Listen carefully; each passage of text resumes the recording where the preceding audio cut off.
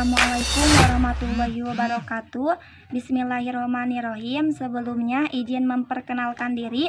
Saya Siti Fatimah dari Prodi Pendidikan Agama Islam kelas 3C STAI Dr. Andes HIZ Mutakin Purwakarta. Di sini saya akan menyampaikan tentang hukum jual beli dalam Islam untuk memenuhi salah satu tugas ujian akhir semester dengan mata kuliah fikih dan dosen pengampu Bapak Haji Didin Saprudin SAG. Poin yang pertama adalah pengertian jual beli. Jual beli menurut bahasa adalah tukar menukar secara mutlak. Sedangkan menurut istilah jual beli adalah tukar menukar sesuatu dengan sesuatu yang lainnya. Jadi, jual beli adalah tukar menukar apa saja, baik antara barang dengan barang, uang dengan barang, atau uang dengan uang.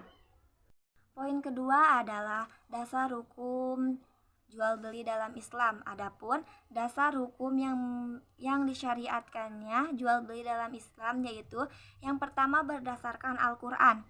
Allah Subhanahu wa Ta'ala telah menghalalkan praktik jual beli yang sesuai dengan ketentuan dan syariatnya, sebagaimana yang tercantum dalam Quran surah Al-Baqarah ayat 275.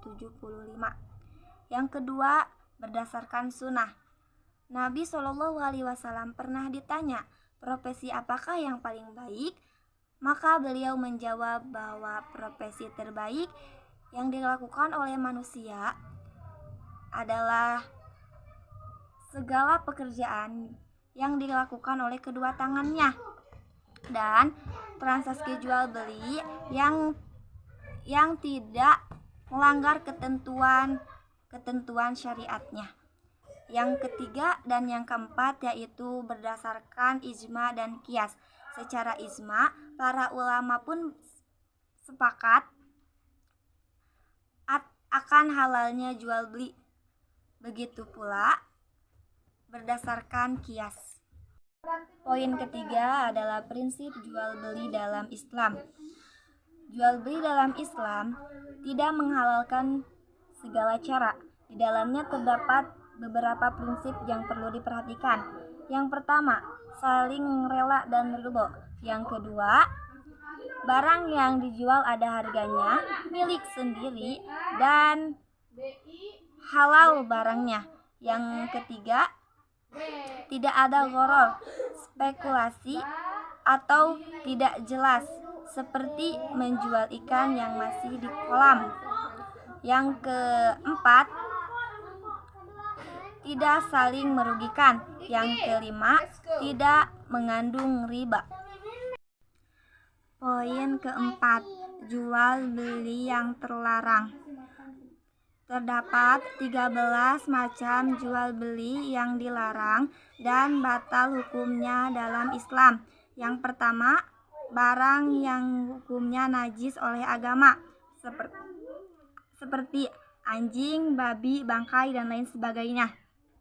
Yang ketiga, jual beli sperma hewan, seperti menjual sperma sapi jantan untuk mengawinkan sapi betina agar dapat memperoleh keturunan. Ketiga, jual beli anak binatang yang masih di dalam perut induknya. Keempat, jual beli mukhalaqah, yaitu jual beli tanaman yang masih di ladang. Kelima, jual beli dengan muhadarah, yaitu menjual buah-buahan yang belum pantas untuk dipanen. Keenam, jual beli dengan muamasah, yaitu jual beli secara sentuh menyentuh. Ketujuh, jual beli dengan munabajah, yaitu jual beli secara lempar-melempar. Kedelapan, jual beli dengan mujabanah, yaitu menjual buah basah dan buah yang kering. 9. Menentukan dua harga untuk satu barang yang diperjualbelikan. 10. Jual beli dengan syarat. 11. Jual beli goror. Goror artinya tipuan, ketidakpastian. seperti menjual kacang tanah yang atasnya kelihatan bagus tetapi di bawahnya jelek. 12. Jual beli dengan mengecualikan sebagaimana benda yang dijual. 13. Larangan menjual makanan hingga 2 kali ditakar. Poin kelima, pengertian riba. Secara bahasa, riba berarti kelebihan atau tambahan.